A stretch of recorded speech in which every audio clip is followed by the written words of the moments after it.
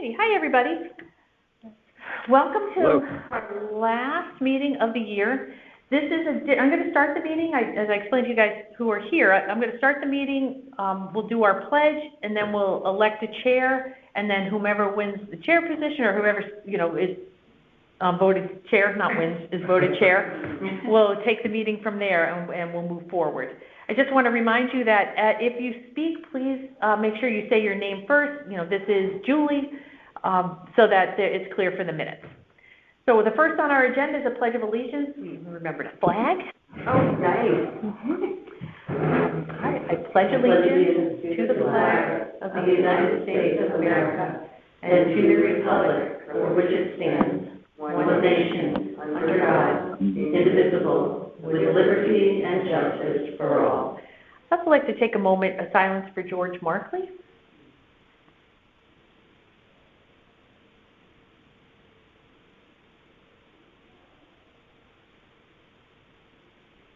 Okay, thanks everybody. All right, so we can open the floor to nominations for chair. Brenda and I are non-voting and cannot nominate, so Suzanne? Quorum, right? We do, yeah, and Martin. Yeah. Suzanne? I'll be happy, this is Suzanne Tastani. I will be happy to nominate Lauren Serta for our chair. Great, and Carolyn seconded? Yes. Any other nominations? Okay. Hearing none, let's take a vote. All in favor, please say aye. Aye. Aye. Any opposed? Any abstentions? All right, congratulations, Madam Chairwoman. I have to take a breath.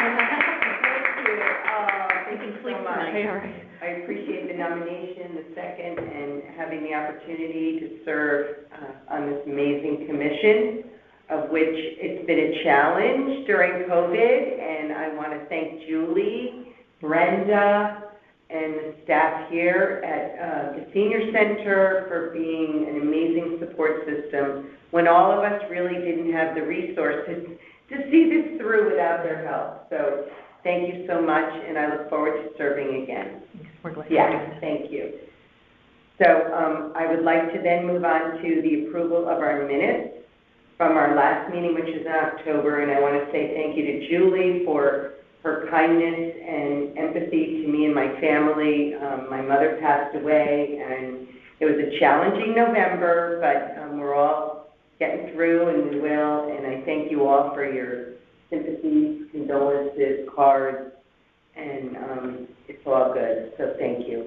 I hope you all didn't mind for putting the November meeting off. So for October's minutes, I had a couple comments. I thought that Barbara had joined on late, but I could be incorrect on that. So that would just be a question. And under charter review, under new business, it said that Ms. Inserto wanted to ask the first selectwoman Kupchik if she got any feedback on dues for human services or senior center. I think that may have been to Ms. DeMarco and not to Brenda Kupchik, but do you recall? I do. We were, I think it was actually Brenda Steele that we had, because Brenda has that big group. So if we could amend the minutes to read Brenda Steele instead of Brenda Kupchik. Correct. Okay, so I think we vote on those changes if that was on. And I think that was the only other change I saw. Yes, thank you. So if we can vote on approving the minutes with the changes. Okay, I approve the minutes with the changes. Okay, second. I can't because I think that's the one I missed. I'm going to have to abstain. We don't have anyone to second it then, unless it's me. Joe can second. Can you second it? Okay, He can't vote here. He can't vote on it. Right, okay. Okay, I'll second it. Second, Joe Krejci, thank you. All in favor? Aye. Any opposed? Excellent, thank you. So now that we have new members approving things, I would like to welcome our new members, in particular Joe Krejci, who is here amongst us in the room, a very long-time friend and colleague of mine serving on the Fairfield University Alumni Board of Directors here in town, and We have a long history together. Joe was a very ardent support and attendee of these meetings for 2 years prior to joining this commission. So I have to say that really shows somebody who has interest and a want to be involved and support something, obviously, that is important to him. And we're so thrilled, Joe, that you stuck with it and waited for an opportunity to join. And to have you with us is a real blessing. So thank you so much. Joe, having a lot of fun with the committee. Yes, you are going to be a wonderful addition to this commission. And Martin, thank you so much. You're on the telephone, and I am thrilled. I'm just receiving your information now. You have a lot of experience in the area of human services, which is fantastic. Maybe you could take a few minutes to tell us about yourself, Martin. Okay, well, I have a bachelor's and a master's degree, bachelor's degree in psychology, a master's degree in rehabilitation counseling. For the past 40 years, I had been the president and CEO of an organization that serves the greater Bridgeport community and beyond, actually at this point the state of Connecticut, called the Kennedy Center, which serves people with a variety of disabilities. And we provide day and residential services. I am presently I'm a surveyor for an organization called CARF, which stands for the Commission on the Accreditation of Rehabilitation Facilities. And we survey rehab organizations serving people with disabilities and the elderly throughout the country and beyond. I've served on several boards and commissions over the years in Bridgeport and Trumbull. We moved to Fairfield around 3 years ago, and I felt, I'm retired now from the Kennedy Center. I've worked there again 40 years, and felt I'd like to give back, and I felt this is an area where I can give back since I feel I do have at least a little experience in this area. So I'm very pleased to be on the commission. Look forward to working with all of you. Fantastic. Very, very impressive background and contribution, obviously, to local activities and initiatives. I'm thrilled to have you join us, and thank you for your time, Martin. It's going to be a pleasure to work with you. Thank you very much. I'm really happy to be on this commission. Excellent. Thank you. And we have another member who isn't able to be with us, Lori MacArthur. And I'm on the phone. Oh, good. Hi, Lori. Yeah. Sorry, I had a technical issue. Oh, all right. We know about those. Hi, Lori. Don't judge. Yeah, we don't judge. So, Lori, you say you have a heart for children and the elderly, which is wonderful. Tell us a little bit about yourself and why you want to join this commission. Okay. Hello? Hi. We gotcha. Oh, you did? Okay. I didn't hear what you said. I'm sorry. I said you expressed that you have a heart for children and the elderly, which is I do. Obviously for this commission. Tell us a little bit about yourself. Well, I don't have accolades, that's for sure, but I do have my bachelor's in computer science and marketing, and my master's is in education. I've spent the last 20 years teaching young children. I have children of my own. I've also been advocating for children now.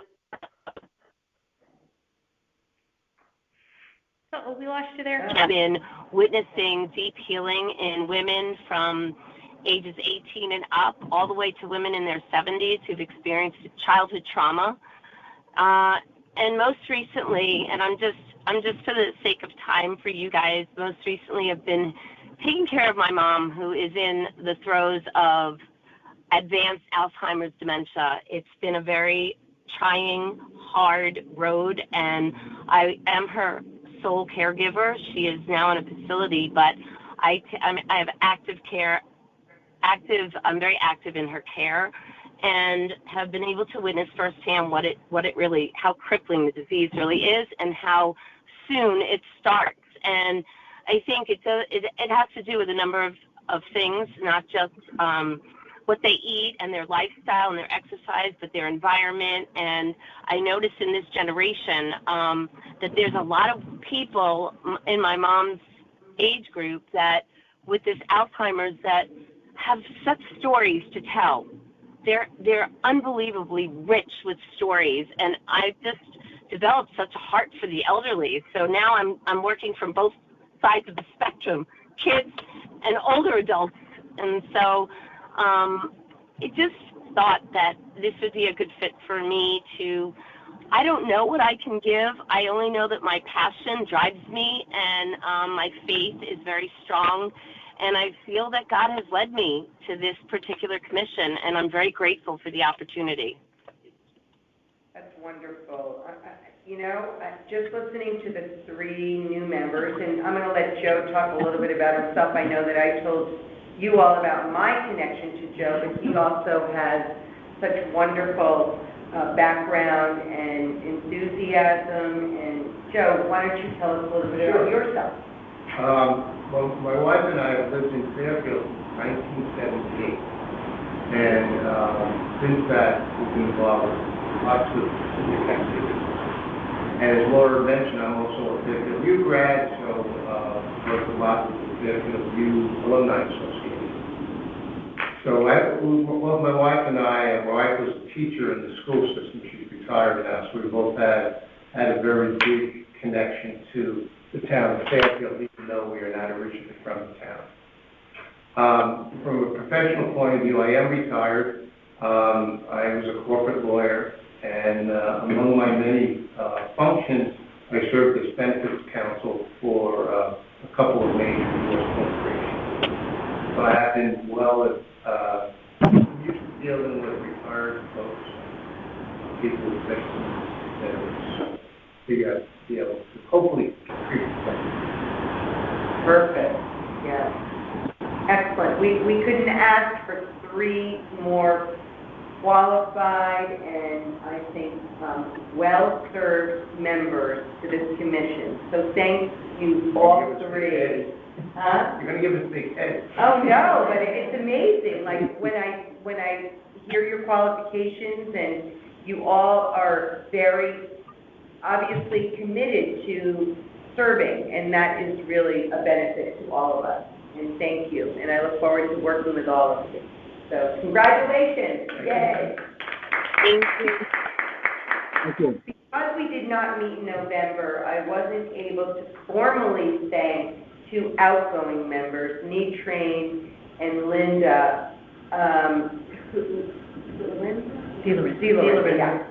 My head is a little screwy today, for their service, but we hope to get together with them in the new year and thank them, appropriately for their years of service, because they were amazing. Lee served as secretary, and Linda served as my vice chair, and of course, as Julie mentioned early on, the minutes of reflection for our beloved George Markley, who also served as secretary for me this past year.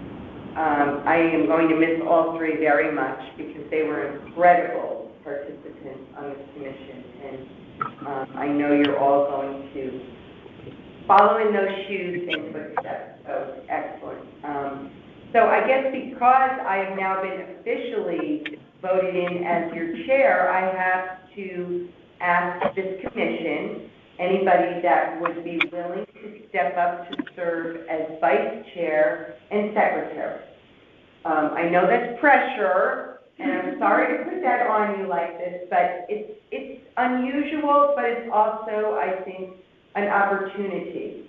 Because a lot of times people serve through succession, and that's a good thing. And people will reach out and say, I'd like to be in a leadership position, or somebody suggests that they be in a leadership position, or I just take it upon myself to call people to be in a leadership position. We have a lot of new members, and some that were maybe not going to return for certain reasons, like Suzanne was running for the RTM, so her position on this commission was tenuous. Loretta, of course, Loretta J., who just joined us, welcome, is going to be heading up our commission on people with disabilities. So, I couldn't necessarily reach out to her to serve as, any kind of officer because we're waiting for her commission to build. And, so I think it's a great opportunity for new members to think about, do I want to serve in a leadership position? And I think anybody that serves on any commission or board, that should be your number one goal when you join.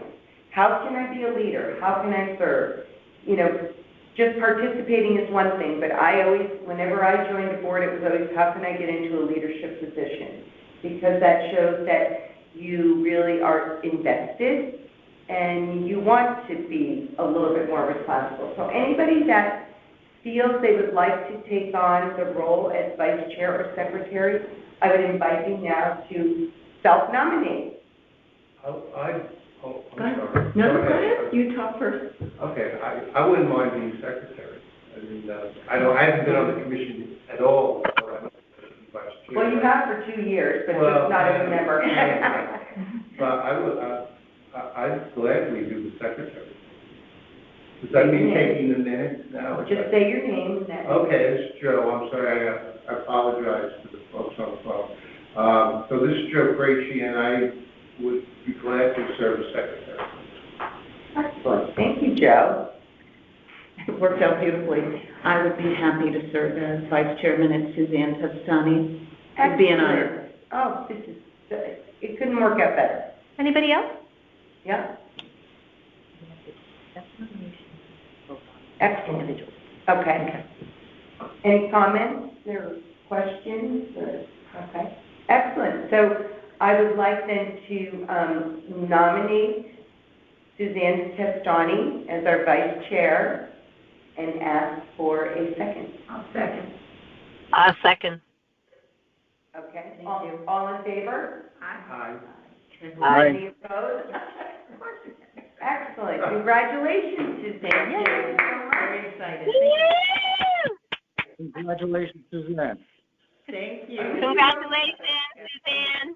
That's excellent. All right. We know everybody now. Okay, so I would then like to nominate Joe Krejci for the position of secretary. I'll second that, Madam Chairman. Excellent. Sure. All in favor? Aye. Excellent. Opposed? You're in. Yay. Secretary, yay. Thank you all on the phone for participating in that. So that's excellent. We now have a full slate, and I do believe it's going to be engaging. Looking forward to it. Can I just interrupt one sec, Jill? You're not responsible for the minutes. Oh, I'm not? No, Okay, we that's have, fine. yeah, we have Sheila Okay. on here. If Sheila can't be there for some reason. And I'm really glad. Yeah. I know, right? No Thank you, mistake. Julie, 'cause And I- we're so grateful to you, Sheila. Thank you. Thank you, Sheila, for the Madam pleasure. Patsy. Okay, great. Excellent. So then I think we can move on to old business, Yeah. which I will ask Carolyn Derby to please give us a report on the Board of Health. Oh, boy. Uh-oh. No, basically from my notes that I took, there's nothing that really centers on us as such as seniors, but apparently the COVID is going up, and it's been going up, last week it was up to 230. In Fairfield? Yeah. Okay. And 80% were not back. And they expect a bit of a surge with the Omicron in January. And there are the only two other things.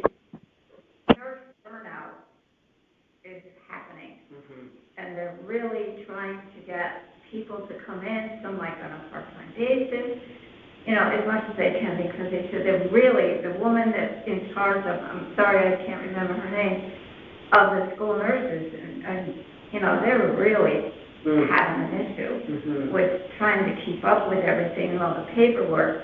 And then there's another program in the high school where students can, if they do certain things, they can stay in school until they either violate or the COVID comes back positive, they don't have to go home immediately. So that's kind of a paperwork stress that they have to deal with right now. And then the other thing he did say, they have what they're calling hotspot evacuations with the landfill problem, that some of the things aren't quite as bad as they thought they would be, so they can do a different kind of remediation, which is helping them a lot to get through this whole thing. So that's it. A lot. Yeah. Yeah. Tell us, and has there been any update about boosters in terms of, are they available? I heard there was like not an availability, but maybe that They didn't really say didn't too much bring it about up. that. Okay. Booster, Yeah, when we do our department update, I think that's something that Okay. Brenda can, because that's, she can talk about. Excellent. Yeah. Well, thank you, Carolyn. What we do about the nurses, we do about school nurses? Basically, yeah. Yeah. So not nurses that generally, we're just talking about nurses that work in the Public elementary and Basically, it's the school nurses that are Okay. really suffering from that, because like in the high school, when they have to do all this extra work for this particular program, the people that designed this program did not realize how much paperwork was going to be. And she said that they're just really kind of stressed out right now. Okay. Yeah. And hopefully, I think it would kind of like calm down now. But it seems, at least here in town, it seems to, in the last month, going way up. 230 is a lot. Are they students or are they? Both. 230? Now, there was, I think she said to me that there were 45 people in the high school. Most of those, a lot of them are the elementary school kids, which is part of why the nurses are getting And stressed. they can't get vaccinated. Yeah. Because I know I have a can't get vaccinated. Right, they haven't all been. Is it, but right at the age, that's what I'm saying, some of them are under age 5. Yeah. And the 230, are they students, I'm sorry, are they residents or They're are they students, just well, students? he didn't really say. He said it just was up to 230, and that 80% of the people were not vaxxed. That's why I thought. I think it's residents. You think you're, I would have thought it was students, because you're talking about No, nurses. but they did specifically say 45 students in the high school. Okay. That's where I got the 45 Which is from. a lot Yeah, That is of the 230, yeah. Wow. yeah.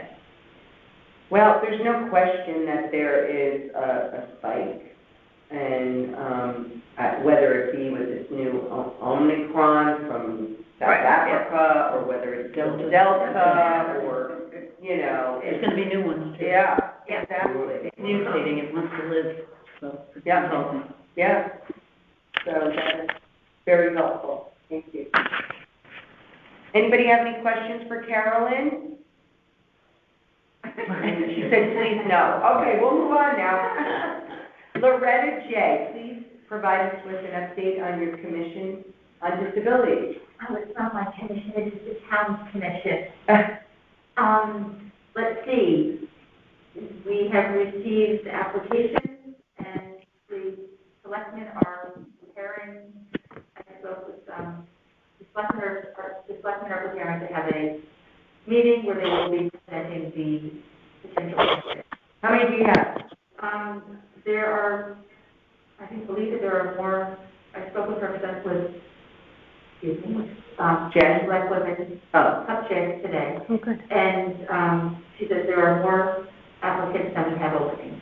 excellent. Fantastic. Good news. Yeah, this will be happening soon. Okay. Because you have 7 positions There are that 7 need to be positions on filled. Right. That's great.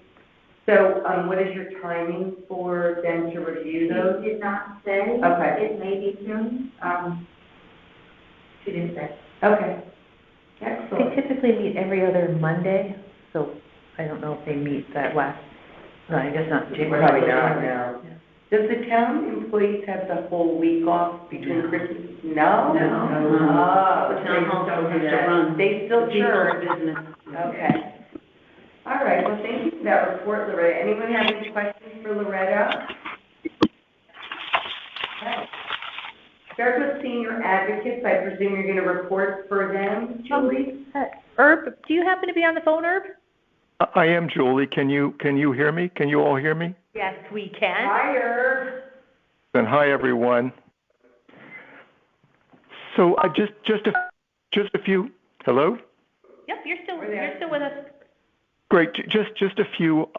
Just a few highlights, kind of quickly, in terms of what we've been doing. We've been a bit under the radar for much of the fall. It wasn't for any particular reason other than the fact that the issues that we were focusing on really weren't as high profile as they might normally be. But we've been pretty busy. So I had a couple of things I just wanted to touch on. First of all, we're gearing up for the legislative session, which will begin a little bit later this year because it's a short session, so-called short session. But one of the things that we're really interested in is, and we had the opportunity to chat with Julie about this the other day, we're really interested in identifying any lessons from the pandemic and best practices, things that we would like to see institutionalized either in the executive branch or in legislation that would enable us to, apply best practices going forward in terms of, how people in nursing homes are treated and cared for and so forth. What have we learned that we can apply and maybe do better next time? So still early days for us in terms of studying this, but after the first of the year, we'll be talking more with Julie and talking with our friends at SWACA and also at the AARP and others, as well as our reps, in terms of working, in terms of identifying issues that we think are important and trying to advocate for those, as well as other items of interest to seniors that we want to get on the legislative agenda. So we'll have more to tell you about that, probably as early as next month. A second item that we've been working on, and I'll try to keep this simple, but we're really big into data, and in really terms, big into understanding data as it informs us about our town, our community, in terms of where seniors live, how they live, what their issues and needs might be, from a number of different perspectives. And one of the things that we've done over the last several years is we've taken the voter database and the assessor database, and we've merged those with the assistance of colleagues that we have at Fairfield U, and really gives us an idea of what seniors' living situations are, what their needs might be. And when we first did this, we made some assumptions in terms of who the owner of the property would be whenever you'd have, for instance, more than one voter match to a property. We would make an assumption, for instance, that the oldest voter would likely be the owner of the property. And then we in our second run that we did last year, we made assumptions about ownership. And we took into consideration the dates of voter registration for the various voters, and made some assumptions about voter ownership. And that was important, not just in understanding who the current owner was, but also understanding the nature of seniors buying and selling properties. How many seniors bought, how many seniors sold, where did they buy, where did they sell, and so forth and so on. And this year, when we did our merge of the databases, we had the opportunity to build in the latest revaluation data through 2020, as well as the 2020 voter database. And we took a different tack in terms of studying household composition, and we got a lot of assistance from one of the senior faculty emeritus members at Fairfield U in doing this. And so now we're in a position to really understand better the composition of homes. So, for instance, we now can identify how many properties there are in which females alone live in females age 65 and over live in certain neighborhoods, or how many households have a male age 85 plus living in Stratfield, for instance. So a perspective in terms of improved perspective in terms of the composition of our households in town, and so we can relate to this information all of the variables within the database in terms of the style of the home, the type of occupancy, the neighborhood, and so forth. And it's really powerful information. And of course, we only use it carefully and don't disclose information publicly about individuals, but it really gives us some powerful information that we think would be of help to Julie, to the commission, to other entities in which we engage in town in terms of really understanding our senior community better. So maybe early next year we can give you a little bit of a demo about this information and really see how it can be used and how we can actually develop using an Excel technique called pivot tables, quickly develop information in terms of correlating these variables that explain our senior community. So beyond data, just a couple of other quick things. I think you all know, or most of you know, that we're really into housing and looking for housing options for not just seniors, but people with disabilities and with people in general that they need housing options in town. And just a couple of quick points on that front. One is accessory dwelling units. We worked with we in the Affordable Housing Committee proposed liberalization of the regulations for accessory dwelling units last year, and they were accepted and actually even expanded upon by the Planning and Zoning Commission in changes that became effective early in 2021. And so what we want to do beginning in the first quarter of next year is work closely together with those two bodies, with the Affordable Housing Committee, with the Planning and Zoning Commission, and also with town staff. And we work closely with all of them, but to publicize and educate the community regarding these changes, and explain what potential benefits might be to not only seniors but to others in terms of making use of these housing configurations to provide opportunities for people that are looking for additional housing options. Also, what's going on now is the Affordable Housing Committee is updating the Affordable Housing Plan, and the committee met again last night.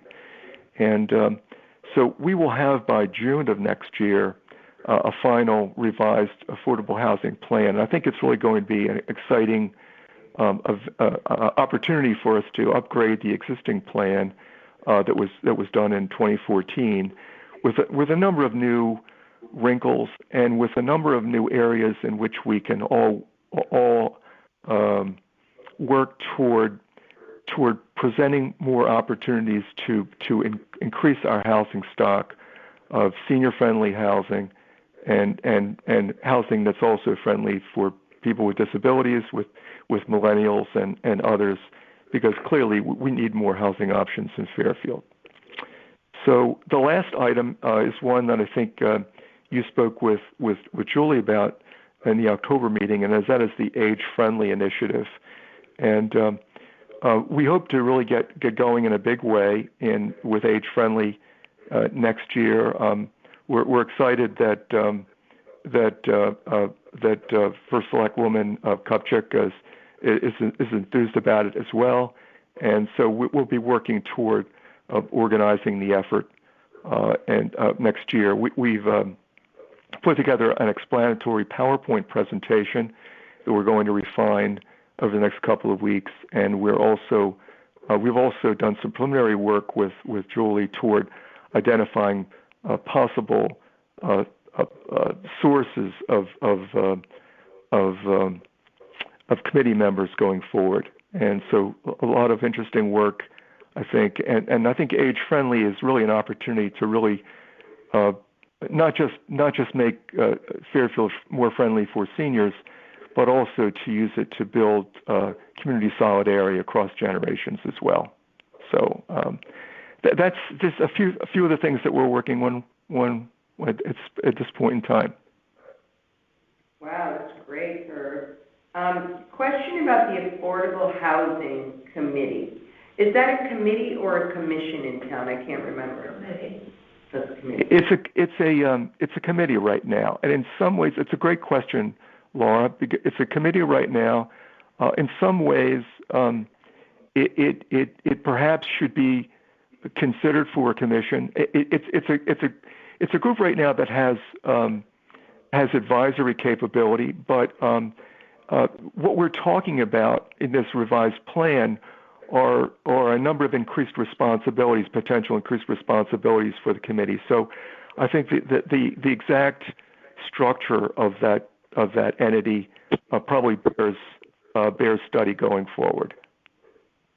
I was on the original committee that Jackie started, the Affordable Housing Committee. Jackie Durrell? Yeah. Wow. 19. That was Carolyn. We know when. Yeah. 80-something. That's when Sullivan McKinney was first instituted, right, Carolyn? Or was that earlier? It all kind of came around at the same time, because I was chair of the Housing Authority, and Sullivan McKinney was just getting started, and the Housing Authority, probably illegally, after, no, I can't get whatever. With that out. But yeah. Because Sullivan McKinney did not have enough people to open it. And it was like hysterical because they had to meet their payments. Right. So I said, okay. So I said to the director, go ahead, give them the list, and whatever happens. If the people say yes, they want it, they say no, but they were able to finally get it going that the week that they opened. But it was really kind of scary at the time for them. Well, I mean, getting back to your comments, or this is Laura, I mean, it is such a big point of discussion, and, obviously every town is working towards affordable housing units, so I think there's kind of like a misunderstanding amongst people what exactly that means. And I think always more information to the community is better, because I really don't think people understand what it means. But every political quarter that you come with, whether it's for selectmen or whatever, you have to re-educate the people. Right, yes. Because they just don't get it. Yeah. Absolutely. I just think it could probably be something to, definitely be more heightened. So that's why I asked. I don't know if that. Yeah, fully agree. What? Fully agree, Carolyn and Laura. And I think around the state we're viewed as having a very good history in terms of affordable housing, but we're really only scratching the surface in terms of what is needed. And we need to do a lot more in terms of educating the community about the need, about the true need, and it's not just a case of producing units that are strictly speaking affordable housing within the definition of the state either. We have a lot of people who need housing that's more reasonably priced than is available right now, and so this is about a lot more than just overcoming the state requirements that we have a certain percentage affordable. This is about really doing the right thing, and in terms of improving the availability of housing for more people, and looking for solutions that serve to keep people here and enable people to to find housing that works for them from a budget-friendly standpoint. So absolutely agree that we need to do a lot more in terms of explaining this. And there was a survey that was actually done by the committee, fairly recently. It didn't get a tremendous amount of publicity. It was in the Patch. It may have been in the Citizen online, but it wasn't the Patch, and it indicated that there are some variations across town in terms of how people perceive housing. There's some areas where there's clearly less receptivity to the idea. So I think there's a lot of work that has to really be done going forward in terms of education and communication, for sure. Yeah, I mean, one of the things that comes to mind that seems to be very, poignant is maybe a town hall on that subject. It could be beneficial, particularly for seniors, because I do think there's confusion in their mind. A lot of people think, housing, affordable housing is about poor people. It's not. It's about addressing the needs of a community. And right. Maybe a town hall would be helpful. I was going to suggest that. Suzanne Erb, I was going to say the very same thing, and maybe more than one on different days. Yeah, absolutely. And it's something, and I think we've had some early discussion about this type of communication, even with respect to the accessory dwelling units. The affordable housing is another large separate issue, but we need to have these discussions, multiple discussions for people, people that can come during the day, people who are better served coming in the evening, or even on a weekend. We need to reach the entire community. Agree, Suzanne.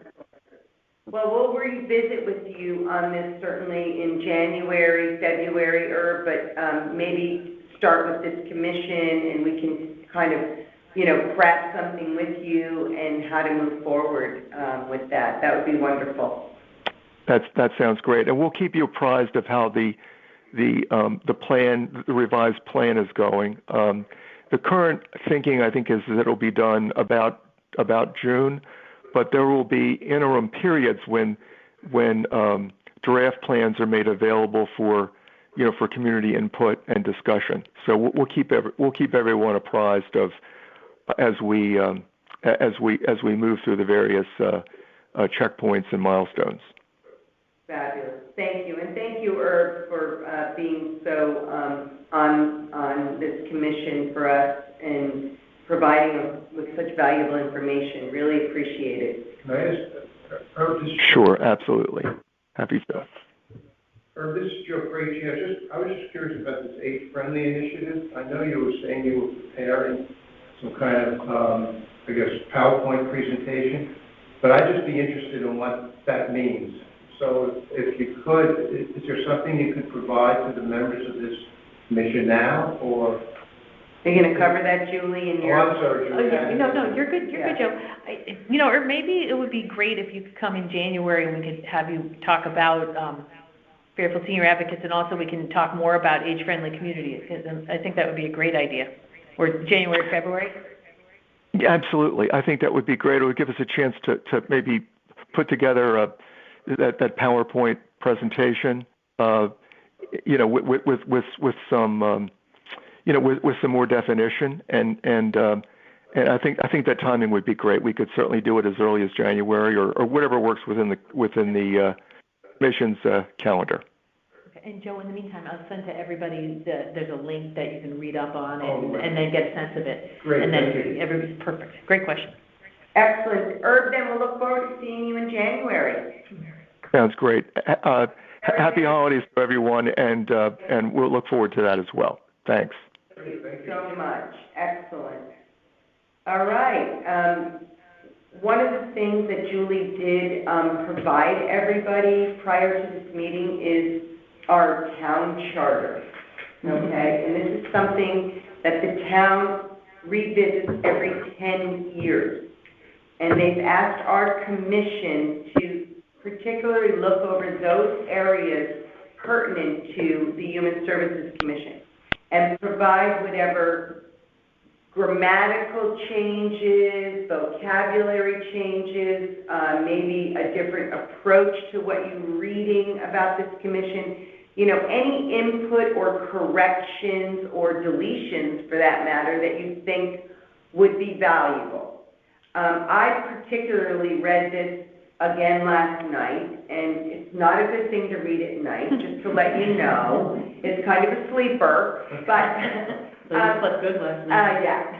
And, Julie was kind enough to asterisk those areas that are pertinent to us. I'm just going to go through it very quickly for everybody because I don't think we have the time today to really go through the particulars. It is definitely something that is going to be fluid for the next 6 months.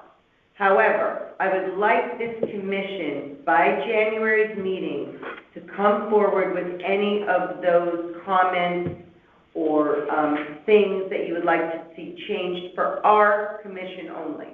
Don't go through the whole document. If you look at the table of contents, the ones that are pertinent to us are 1.4, 3.1, and I think it was something, yeah, 9.2, well, there really isn't a number. It's funny, that was the question.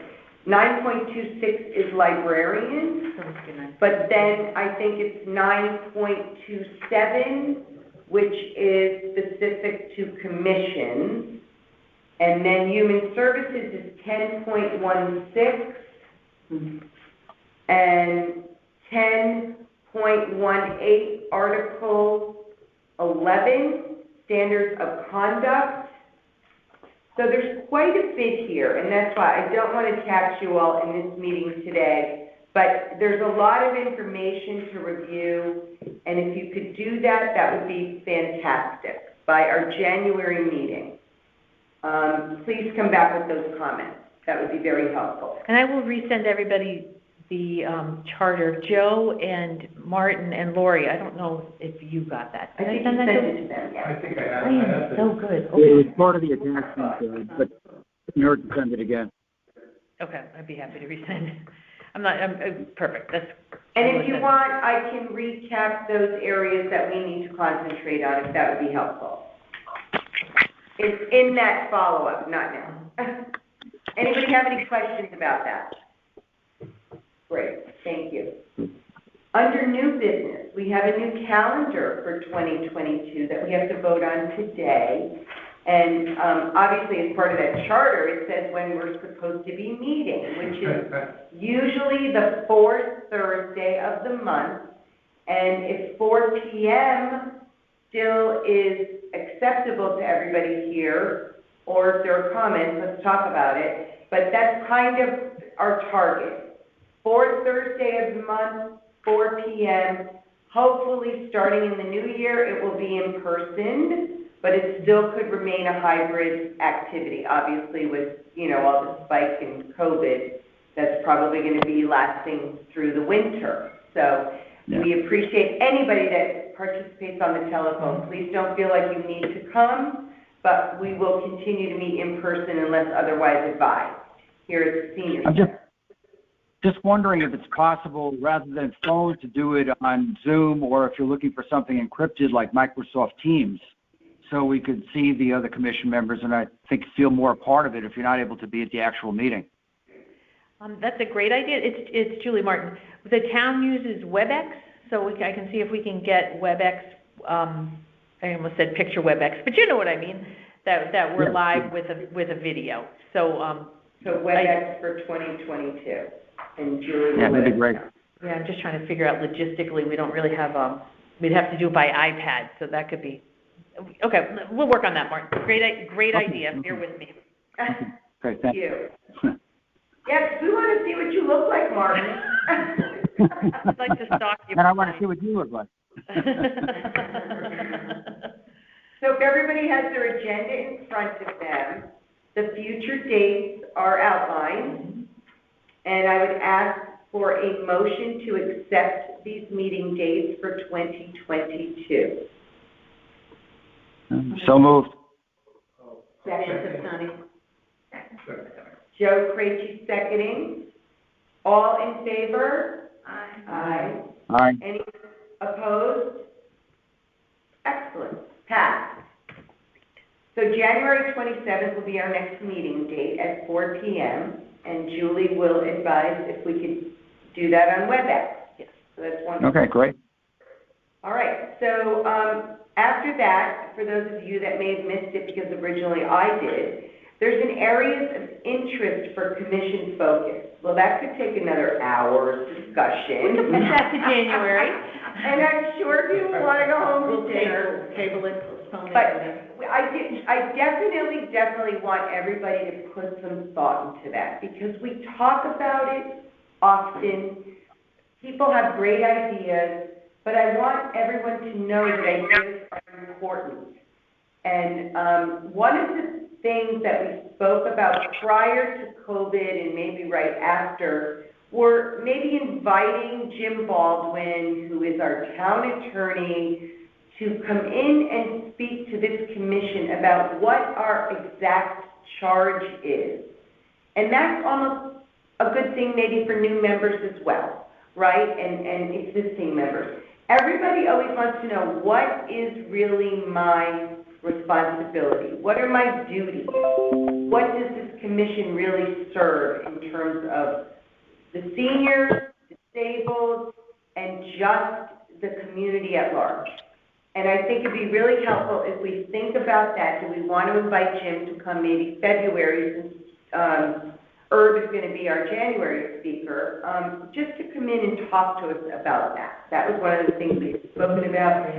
I also asked several members of this commission in as long ago as July and June to survey other human service commissions to get some ideas and invigorate some new interest level into this commission. I am not shelving that. That is going to come back into play. So there are some commissioners that provided information, and now that we have new commissioners, I just invite this commission to do a survey. I'm not even going to give you any towns, because that's what I did in the last round. Every commissioner took 9 towns, and they did a comparative. And I will provide you with that information as to what was gathered.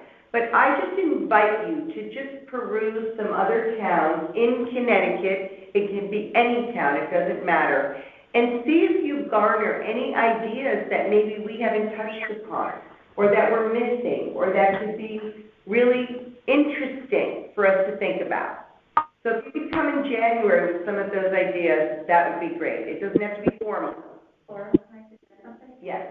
This is Loretta talking. How about taking the data that we've already collected, putting it into a Google spreadsheet that can be shared with everybody, organizing so that way we can see what towns, and that way the new commissioners can look and not duplicate. Like if they're going to do a town, put it on the spreadsheet so that way the others won't duplicate it as well. Yep. I think we'd have to do it in a way that we include it in the minutes so that it's a public document, because it's part of the commission. Yeah, it's just so, because if you have it, we could put it in. So if I include it in these minutes, then they would get reviewed in January, so then we could go out into the communities in February. So as a working document, just want to make sure. I don't know for sure. I'll do an Excel sheet. I would think that once it's a finished document, we would want to share it, but that's just so that. Let me find out. I mean, I'm not saying yes or no, but I would think that if we're discussing it in here, the public should have access to it. I would see it as the equivalent of Laura giving us each of our 9 towns, and this is just putting it out there so that we don't duplicate.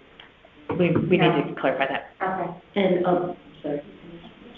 I just wanted to also make a point. I know that you are in constant contact with those shoreline communities from Greenwich to, don't remember, Stratford maybe. The whole state, yeah. I mean, would you want us to avoid going into those communities because you have constant contact with them? No, you had mentioned that. Yeah. Well, there's definitely, that might have been about the seniors. You're communicating with them. Right, with the senior centers especially. But for commissions, for the senior center information, we have that pretty well said, just because that's the commissions are different. Yeah, I would think so. Yeah, that's a great clarification. Thank you. No problem. And it's not always that easy to find commission information, as we found. Yeah. Many of us tried, and sometimes you have to make a phone call. I did call a Yeah, yeah. So, listen, it's not homework, believe me, but it's just a way, right, for these commission members that are new, returning, whatever, to have a learning experience, but also to come and provide, whatever valuable direction we can receive. So I just didn't want anybody to think we weren't going to be doing that. And another area that Julie mentioned to us, and Joe actually, kind of rubber stamped it in his presentation, veterans. That's a big area for this commission. That we need to come up with some plans for how this commission is really going to do more than, I think, what's being done. You guys had a wonderful breakfast. I missed it, unfortunately, but it was a rainy morning. I hope you had a good turnout. You probably report on that. But that's another thing. So, and then, senior advocacy. That seems to be a huge area. And Fairfield Senior Advocates is doing it, but also as a commission, I think that should be a focus for us. And, that's my list. But let's think about what you all want to do and come back in January with some other things. Well, this is Joe Fraiche. Is there in addition to the charter that you sent around, is there like a mission statement for the commission? Yep, it's, you have your own webpage on the town site, so you can. So the mission statement for the commission? Yes. Yeah, and I can, if I'm sending the charter, I may as well send you the link to your page. Nice. Yeah. Great, thank you. Sure. So that's all I have, and thank you. Julie, can you provide our department update? Sure. Please? Do you want to kick us off with senior center stuff, Brenda? Sure. It's Brenda. Brenda is our senior center director for you new members. Brenda Steele. Okay, thank you. Yeah. So we've been very busy. Things are going really, really well. Up until this point, we have not made any changes at all with masks or among people. We kind of are, still going as we have been over the last several months. As Julie mentioned, the health department recently had a couple of vaccination clinics, and their plan, I don't know if we've gotten confirmation, but is to have one over the holiday week, December 27th and 28th. One for, I think, directed towards students, and the other just overall, any age. So that's in the works. So hopefully they'll get confirmed this week. We did have a Veterans Day breakfast, which was really wonderful. We decided not to have it inside, and of course it rained that day. But we did have 75 people drive through that all ended up driving through. We weren't sure how many people would come. And the fire chief was here, the police chief was here, and they helped hand out. We got sandwiches from Reef Shack, and everyone was so happy. It was wonderful. In the rain, they were just so appreciative, and they loved the sandwiches, and it was really nice. So I think that if we can do more in that area, I think it would be truly wonderful. We just had our registration for our winter session, so the senior center, we're now on semesters. Our classes and activities go by semesters. We started that when we reopened in July, and so far it's going really well. The registration really only has to happen for exercise classes and pickleball. We've kind of changed some things each semester. We're learning and we're growing and we're moving ahead and we're doing better. So it's all really, really great. It's really great stuff. So that registration went well. We continue with first week of registration is for Fairfield members only. Fairfield residents only, and then the second week of registration is for out-of-town members. So a lot of our residents are happy with that, and we think that's extremely fair to our residents, and that's working out. We are looking into charging a membership fee for out-of-towners starting in July, and I think we've, If that's a policy you'll have to approve, that if we charge a membership fee or do So what does that mean, a membership fee? Well, just to use all of our services. Our building, we charge for very little. Right. We charge very I think little. this is a next month one, but that's what by then we want to have a presentation to you about what the research, Brenda has done a ton of research on this. And present what we found. It's a change of policy, so that's something you'll need to approve. Okay. We're not doing it yet. No, we're not. But I have done a lot of research and talking with other centers across the state, so. Okay. We've changed our congregate meal program. We're now going to be, we didn't change anything. We're actually just going to be decided to go with a previous provider, CW Resources, and we'll serve lunch Monday, Wednesday, and Friday. And CW Resources kind of just facilitates the entire lunch. They have their staff in our kitchen, their staff collecting money, their staff filling out the appropriate forms that need to be filled out. And we made that decision based on several surveys that we have in the Bigelow Center community. So we put a lot of thought into it. We heard from a lot of our regular lunch members. Unfortunately, some of our regular lunch members pre-COVID are no longer coming with us or here with us. So we took a lot of time, really since July, and we put a lot of thought into it. So we feel good about it. Of course, not everyone might be happy, but we think it's a good fit. It's a year-long commitment, so we're happy with that. And coffee is starting in January, and that just means that our Bigelow Cafe is open. So between 9:30 and 11 or 11:30, you can just walk in and we'll serve coffee. And for a small coffee. That's just another way to get everyone in and just kind of engaging.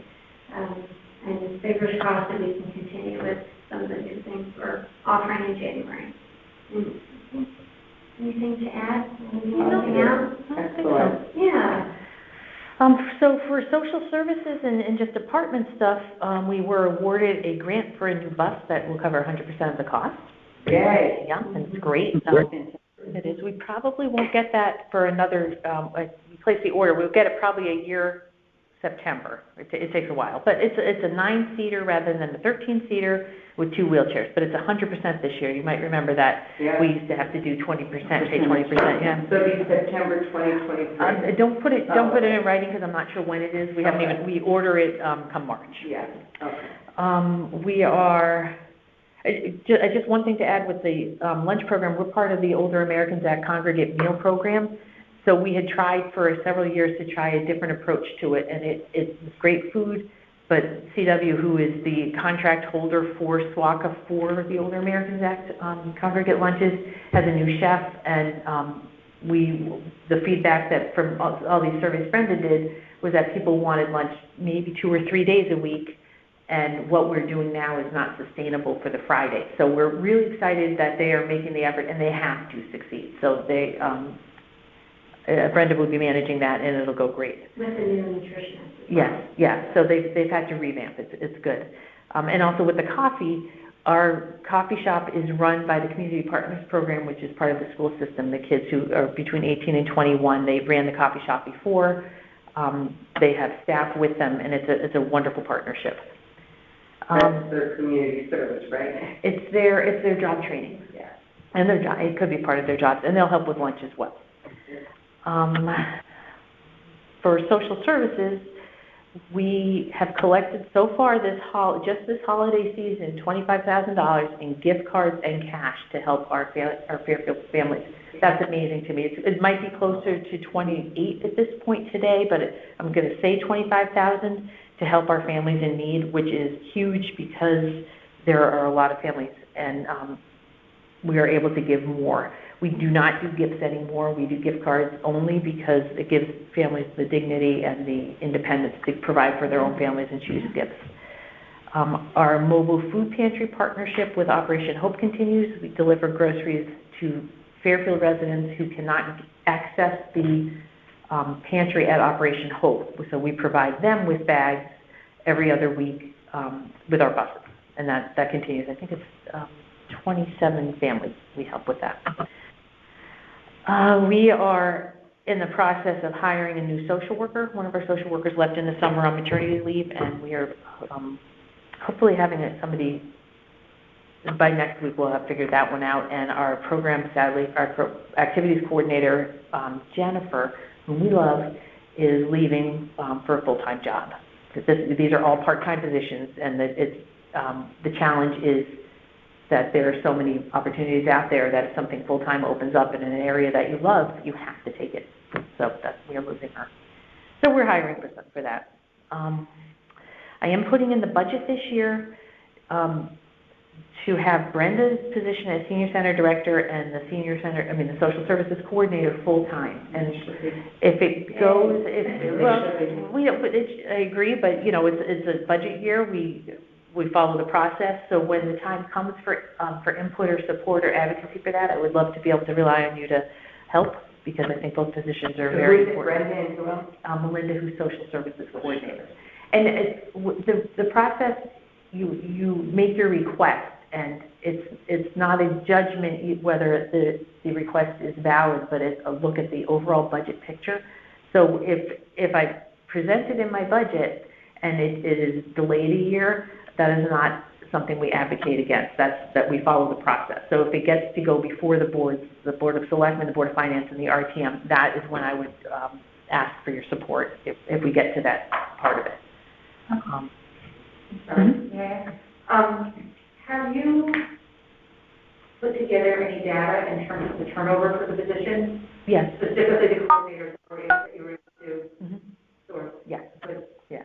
Yeah. This is going on or not? And that's, right now, Brenda can confirm this, that we have, we talk to our area senior centers, and I'm in touch with all the social services. Almost everybody is looking for a social worker. Almost everybody is looking for some kind of senior center staff, like an activities person. What the challenge will be is waiting for the right person, and that means, putting more pressure and more responsibility on Brenda. And that's, it's hard as a part-time position. So activities coordinator, though, is part-time? Yeah, right, as Brenda is right now. Right. The only full-time people in this department are Janet and me. Yeah. Janet and I. As you walk by, you'll see our baskets if you would like to buy raffle tickets. Oh, I am. I can't wait. That's perfect. So in terms of veterans, I have met with leadership at the Veterans Post about trying to address, not trying to address veterans' needs, but trying to do more and come up with ideas on how to engage veterans. So that's something that, as we're working on as a commission, I would love to have somebody come in and speak. I'm the municipal agent for veterans. It's important that we need actual veterans involved in our planning. So what I would like to do is have somebody come and speak with us about that, maybe March. That'd be great. And my question was, it's not even just senior veterans, right? It's any veterans in town. Yeah. Of which, the Afghanistan war, and yeah. There's lots of younger veterans that true. Would be great to engage. Yeah. We received a Rotary grant for specifically targeted to seniors who need eye care or vision care or dental care. George helped pass that through. You have to have a sponsor with Rotary, and George was ours, and that was approved. And he's leaving a wonderful legacy. Mm-hmm. All right, I think that is it for social services. Just, as long as we have Joe sitting with us and Lori and Martin on the phone, just want to remind you that our department is the senior center, senior transportation, and social services for the town, not just for seniors. So it's not senior services, it's social services for the town of Fairfield. So sometimes we really focus a lot on the seniors, but we do need to keep the bigger picture in mind. Good. Well, thank you. Okay, that's me. Thank you. Sure. Anybody have any questions for Julie or Brenda? I have a quick question. Suzanne Testani. Brenda, do you have a to-go lunch program? Or do people have to be here to have lunch, the congregate? Yes, that was part of our survey, actually. We do not have a to-go program. Okay. Anymore. Anymore. Right. Pre-COVID? No, not pre-COVID, but through COVID. It was all to go. Oh, right. Yeah. Through COVID, that was all to go. It was all. But in your regular lunch program? Our regular lunch program, no. And that's something that is largely popular. Survey said they didn't want it. Really? Mm-hmm. Wow. So for the moment. Yeah. Certainly something. Maybe it'll change. Right? Maybe it'll change as more people, And members, also- but we did ask that on the survey from July through, we've done several. Right. I'm trying to get a whole different group, of You're people. surveying your senior center database, or are you going beyond that into other? No, Just the database? It's people who participate. Right, okay. Right, the Yeah. seniors, yeah. Yeah. And the other thing is, are you doing sign-ups for your art classes? Because that was always in conjunction with the exercise classes. Do you have to? Yes, Yeah, yes, that's a big one. yes, definitely registration for the art Great. classes, yes. They're popular. Charge for them. Yeah. Yeah, you have to charge them. Yeah, yeah, To pay the instructor. yeah. And always I remind everybody that you have a fabulous newsletter that comes out, and we get it by email, and then anybody that comes in here actually can pick up a hard copy. Yep. The other thing that we're working on with the Agency on Aging is a senior dime program that's, it's like, you have your fob on your keys, and if you, it's not set up yet, but we're trying to work with restaurants that seniors could then go and eat at a restaurant and put $4 a meal on his or her card, and then SWACA will reimburse through the Older Americans Act an additional amount of money. It is, but it's not just us, that's an Agency on Aging thing. So as that develops and grows, Brenda will certainly keep you in touch with that. But we've met with Mark Barnhart and with SWACA about, what different restaurants may be appropriate. The restaurants have to buy in. Mm-hmm. And they get reimbursed, if the senior pays $4 and they get reimbursed an additional $10, then they're not losing money. And the seniors would order off a specific menu, so it's not just, you couldn't get French fries and gravy, you'd have to get something approved by the nutritionist who somebody brings it work. Just for Lori, Martin, and Joe's information, if you're not familiar with SWACA. I was going to ask. Sorry. It's a wonderful When that agency, and I think it would be appropriate, since we do have new members, we'll invite them to come and speak to us, which we'd like to have them come every year, because we work in such close conjunction with them through the senior center. It would be helpful for any of you that aren't familiar with that. What is Southwestern Connecticut area aging. Yeah. It doesn't flow. It's two C's. Are there two? One C. One C. Southwestern. Two A's. Connecticut Area. Yeah. There were two letters. Yeah. Right. But Marie Allen, is she still running it? Yes. She's fabulous. You'll love her. So we'll put that on the agenda as well. She'd be somebody good to come speak. Oh, yeah. Oh, she's fabulous. Yeah. Nice lady. We could maybe have her end Herb in January, but that would mean a long meeting. That's like meeting, that. yeah, that'd be meeting. That might be too much. Yeah, it might be too much, but we'll let you know. Because they're both so great. Any other questions, business that anyone would like to bring up? Well, this was a wonderful meeting, very engaging, really informative, and thank you, everybody, for taking the time. It is just such a wonderful way to end this year, to see the faces here and meet the new faces on the phone. Sheila, thank you so much for a wonderful year of excellent minutes, everything that you do. We appreciate you so much. And Julie and Brenda, and please tell Janet thank you as well. We will. We thank her for everything she does. Have a wonderful holiday, everybody, and a very happy, healthy, and blessed New Year. And Thank you. You too. if I could You ask too. motion to adjourn. So Carol McGray, for a second, please. Second. The holiday stuff to do. All in favor? Aye. Aye. Aye. Thanks, everybody.